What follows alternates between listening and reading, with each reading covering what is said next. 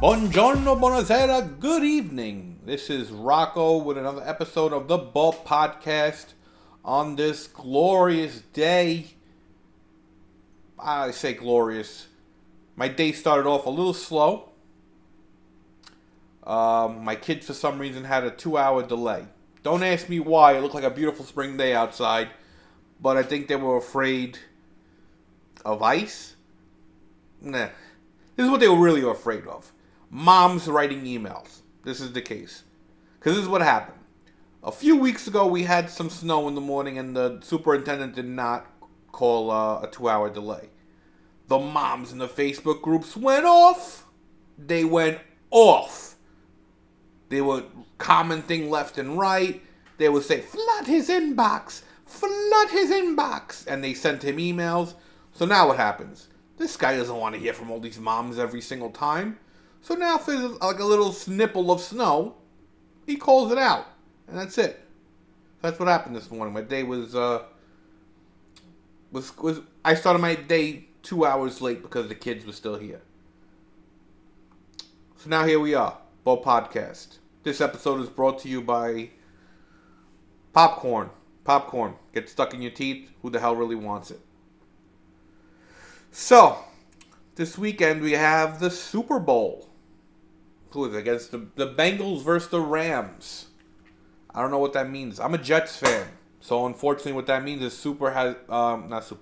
football basically means nothing to me anymore. Because the Jets are just a participant every year. We don't actually do anything. We just participate. We just, we're there. And Super Bowl just, it's a time to eat some food. Watch some commercials. Hopefully see a good halftime show. Hopefully a nipple pops out, because that's always fun. Nipples. Everyone loves nipples. I've said nipples 3 times so far in this podcast. All right, I guess that's on my mind, guys. But for me, Super Bowl is always a good time, because my wife is a chronic gambler. She's like participated in about 15 Super Bowl boxes. I participate in 0 because I never win. And I refuse to do that. Listen, I'm the guy that you take to the casino. And once I win $20, I want to go home. Or I won't play anymore. I take my winnings and I leave. My wife has to double down, triple down, quadruple down, quintuple down, whatever the hell she wants to down. And that's what she does with Super Bowl. She has about $1 million that she sits there. And I already tell her, but for every Super Bowl, I tell her the same thing. Do not start harassing me with these scenarios. If this guy falls now and they take it back for a safety and then the score doesn't change for 45 hours, I'll win $200. I do not care. That's not going to happen. I am the unluckiest person in the world. So if there's any chance of me winning money, anything is going to happen for me to not win, basically. So that's the truth. What else? The Super Bowl, yeah. It's just, I don't know why they still have Super Bowl on Sunday. They should have it on Saturday. Because, who the hell wants to go to work after? You do all these parties. I mean, these parties are fun. Super Bowl parties are fun. No one cares about the game. Because if your team is actually in the Super Bowl, you're going to be too nervous to have a party for it anyway. You're going to be watching it by yourself in your room or with only a few people. You're not going to have a Super Bowl party if your team is actually in the Super Bowl. So no one really cares about the game. They care about their gambling. They care about the national anthem, the coin toss, stuff like that, and the possible of nipples in the halftime show. Here we go. We said nipples again. This episode is not sponsored by popcorn anymore. Sponsored by nipples. Nipples. Everyone's got them. A few of them look like baloney. Yeah. Oh, yeah. And if you do have Super Bowl boxes, you should have paid them already, guys. You should have paid them. And here's another thing. Listen, I did Super Bowl boxes for years. Years. And then I stopped doing them. Why? It was a headache chasing people for money. The biggest headache chasing people for money. And secondly, people do not understand you have to tip the person running the pool. I'll say that again. You have to tip the person running the pool. Except if they take money off the top. If money is taken off the top, you do not have to tip the person running the pool because they already tipped themselves. Personally, I do not like partaking in Super Bowl boxes where the person has taken money off the top as a tip. Not like fundraiser boxes, though that's a completely different animal. But if you're running boxes and you've already put $500 in your pocket, I probably don't want to. Listen, I get it. I did Super Bowl boxes for years. Nobody tips. Majority of people don't understand that you have to tip the person running the pool. But if you tip yourself, it's a different animal, and I don't want to partake in that. I don't think you should be tipping yourself. You should be hoping that the people, doing the boxes understand that you're supposed to tip the person running it. Because no one understands that headache that comes along with having to chase people for money. People will pick their boxes in 10 seconds and take 10 months to pay you. And that's the whole thing with Super Bowl boxes. As Super Bowl, My favorite Super Bowl snack, and I base it as any hors d'oeuvre, is pigs in a blanket, bro. Pigs in a blanket is like the greatest thing in the world. I would tickle the asshole of the guy that created pigs in a blanket. Just because I love those.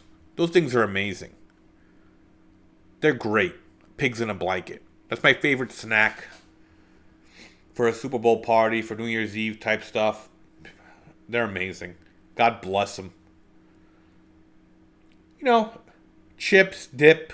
You have to have cool dips, though. Listen, salsa, played out, maybe a queso dip, get fancy. You have to get like the 7-layer dip. But you have to go all out. One of those layers need to be taco meat. Get the ground beef, season it. That has to be one of the layers, guys. A 7-layer dip is life-changing. It's orgasmic. You have a 7-layer dip at your Super Bowl party, your Super Bowl party is the greatest in the world. So if you're hearing this right now, make sure you get some 7-layer dip. If you do not have 7-layer dip, the terrorists win. That's it. Listen, I don't make the rules. These are the facts. Terrorism, if you want to fight it, 7-layer dip needs to be at your party. I'm sorry, guys. I hate to come down this hard on everyone, but that's what it needs to be. Speaking of parties, I was just browsing TMZ. I like to do that before the podcast. Because, everyone knows. This podcast really is about nothing. It's about what my mind wants to throw up for 20, 25 minutes. I have no ideas. It's just like my friend Russ, I think he called it. He said it's brain vomit. Something like that. Brain vomit. Thought vomiting. Just letting everything out. And then seeing what happens. Sometimes people like to hear me talk. So you like to hear me talk? There you go. You got me for 25 minutes, half hour. And I'm just talking about anything I feel like it. So what I do is I usually, I'll sit there and I'll browse TMZ.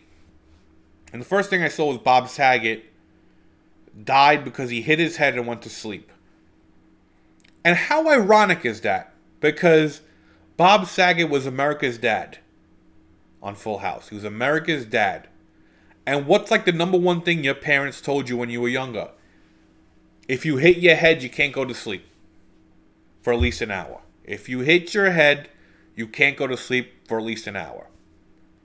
And my guy hit his head and went to sleep. Come on, Dad.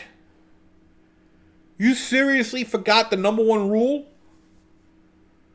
We lost Bob Saget because he didn't follow the number one rule that parents always tell us. That's disappointing. And it's got to suck for anyone. That's terrible. Listen, the worst way to lose someone is unexpectedly like that. Like when they're not sick at all, they were fine, and then all of a sudden they're gone. And listen, I've experienced both. My father was sick for 2 years before he passed away. So I had 2 years to prepare myself, basically. 2 years of prep time. My mom was not sick. She caught COVID and died within a week. So I experienced both aspects of it. The one you prepare for and the one you don't expect. The one you don't expect is the worst. And I do not wish that on anybody. So if you hit your head, don't go to sleep. Wait at least an hour and a half. Listen to a few of my podcasts. But if you got a headache, either it's me or you got brain bleed. So I'm on TMZ and I pass that on. And I see about this rapper, DaBaby. I don't know who he is. I have no idea who DaBaby is. I mean, I've heard his name on TikTok a few times. I've heard him referenced. I know he got in trouble. But I have no idea who this guy is. But he got into a fight at a bowling alley. And this was the most entertaining video I've ever seen in a while. And why is that? Because they were fighting on the lanes of the bowling alley. The lanes. The most slippery part in the globe. That's where they chose to take this fight. I watched this thing and I just was waiting for people to slip and fall. That was my whole goal of this video was to watch people slip and fall. And for some reason, DaBaby had a cameraman there for this fight. And not like someone holding a cell phone. The guy had a whole rig. And he even had the camera on one of those like gyrospheres that make it not move. And I was watching it. And the cameraman went down hard. Because, hey, listen, they oil those lanes. And if you're going to be one of those people to walk on that lane, you're going to break your ass. Okay? And that's what that whole video was for me. It was watching people fall and slip. That's one of my hobbies, guys. I love watching people fall. And listen, the irony doesn't fall flat on me because I understand as a fat guy, everyone's dream is to watch me fall, which is why I take extra precaution not to fall. But one of my hobbies is watching people slip and fall. And this video of DaBaby fighting at a bowling alley is chock full of people slipping and falling.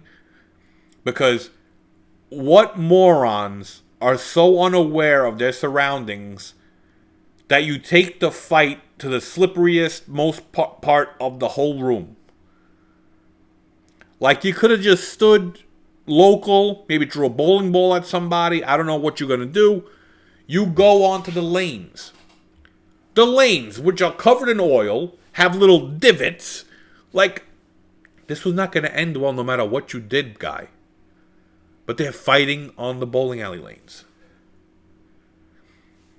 Listen, again, people falling is my cup of tea. Sometimes I'll sit there on YouTube, just type in people falling, and I'll sit there for a half hour, 45 minutes, just watch that.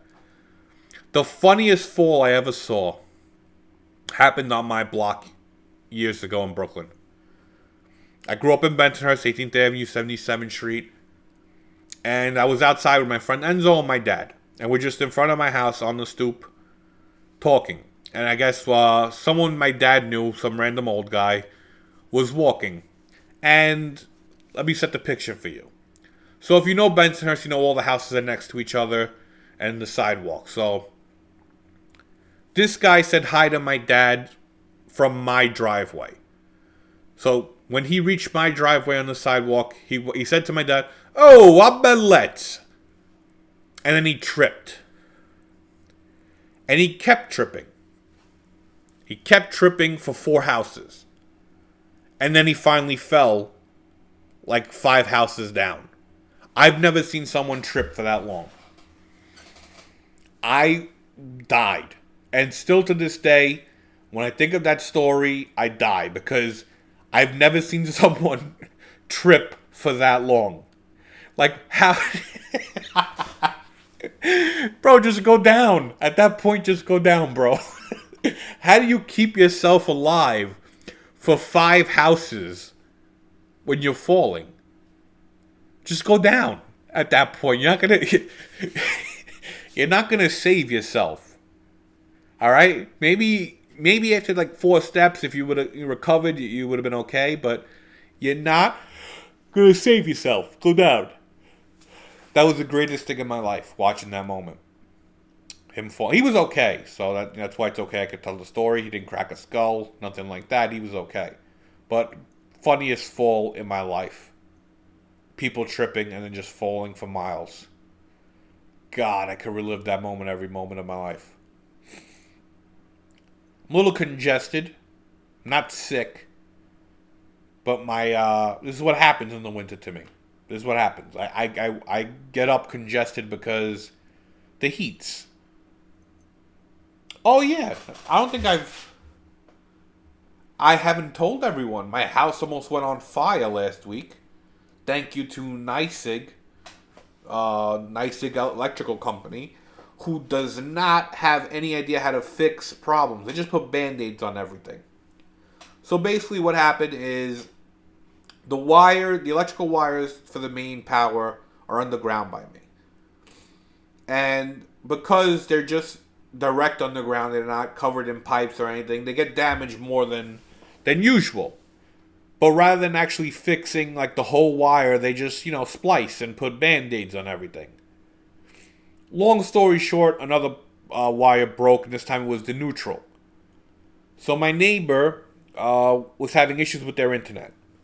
The guy comes to fix the internet and notices that the box, all the wires are melted. So there's obviously too much power going to something. So he's fidgeting with something in there. And as a result of that, I guess something arced or whatever, and it sent a power surge through my house and the neighbor's house. My neighbor, I think, lost like half his appliances or something. But on mine, the surge hit just one section of outlets and a surge protector. The surge protector took the hit like a beast, but the problem was it took way too much power that it went on fire. And at the time, my son was sick last week. He had croup. So we were going to take him to the doctor because he wasn't allowed to go back to school unless he gets a COVID test. And the test I gave him doesn't count. So I was about to leave with my wife and go. I asked the guys, at that moment, the guys working on something. I said, what'd you guys just do? Because my dryer stopped working. And they said, oh, we didn't do anything. And this is before I realized anything was on fire downstairs. For me, just the dryer stopped working. I thought the power went out again. So I'm about to go in the car and leave the house. And something in my head is telling me, Rocco, go back in the house. Rocco, go back in the house. So I come in the house and it sounds like something's drilling downstairs. And I smell plastic. And I'm like, what the fuck is this? So I go downstairs to my basement and it's all black smoke. And for some reason, my mind's like, oh, my computer went on fire. I mean, I just bought a new computer. I don't know why I thought that went on fire. So first thing I do is I run to the door and I open that door so I start airing out the basement. Then I see this black smoke billowing from behind my TV stand under my TV. So I pull the stand away and I see flames shooting out of this surge protector. It looked like a Disney fireworks spectacular. Just shooting out of this thing.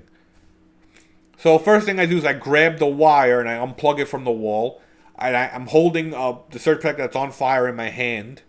And I start unplugging everything that's plugged into it. And I walk outside and I chuck it into the snow. So that's it. I saved the house from being on fire. My wall was black. I was worried like my PlayStation 5, everything just was fucked. So I go outside. I was like, see, you guys did something.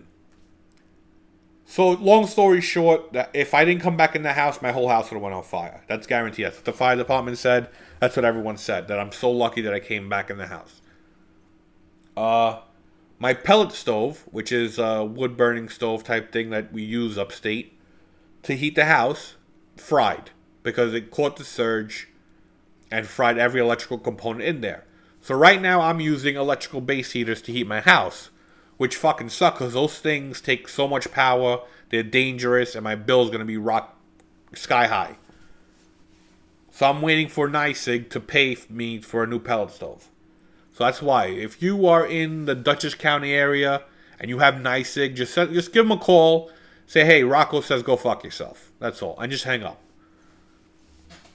That's basically what my week has been like. I could have lost everything, but something in my head told me to come back in the house, and that's it. And that's what I did. So that's what my week last week consisted of. I didn't tell everyone this, but... Well, I told people this, but I didn't say it on the podcast. I didn't tell the full story. Yeah, so everything's fine. You know, we're a little cold, but for me, I don't mind. I have the Calabrese blood in me. I'm never hot. I'm never cold. I'm always fine. But that's what I'm doing. I'm waiting for... Because everything's fucking delayed, it's going to take a few weeks to get the new pellet stove in. And I'm also waiting for NYSIG to pay me. Because I ain't paying for this thing on my own. Their problems cause this issue. They got to pay me. That's how it works.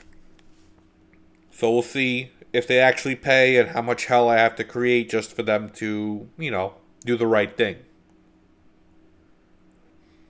But all in all, guys, this is what we're doing. You know, living life. We're gonna have Super Bowls. Oh yeah, I just thought of some other videos I've been seeing. People been listen. This is what I love. Like the media does.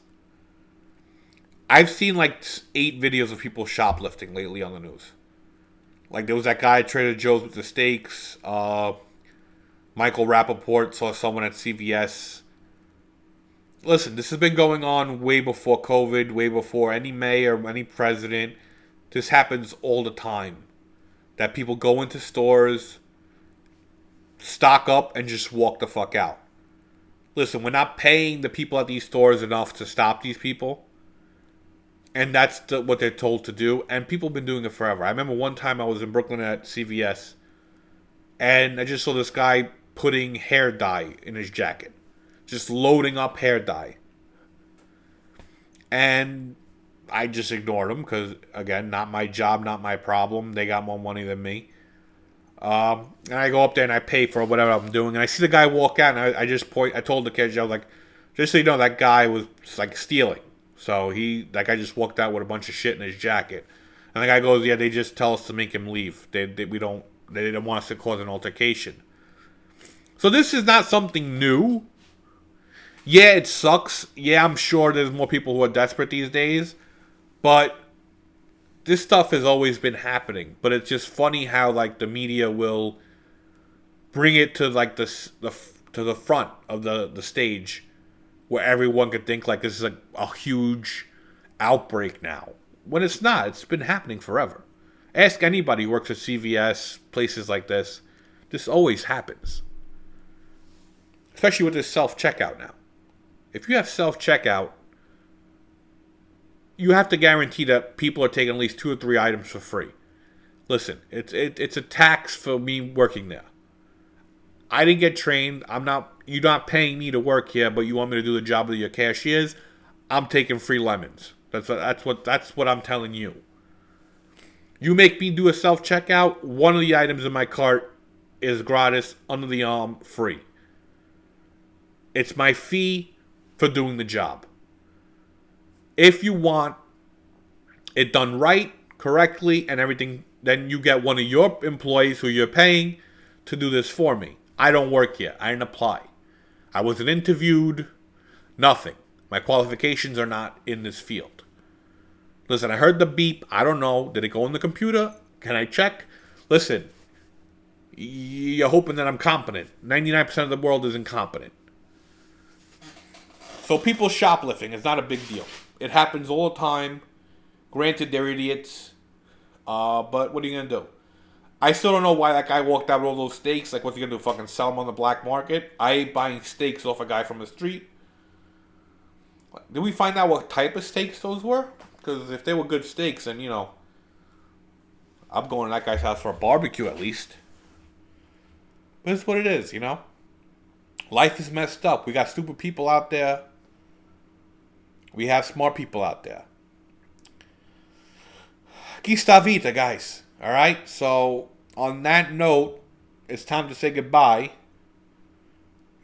State buona. Enjoy your Super Bowl party. Think of me while you're there.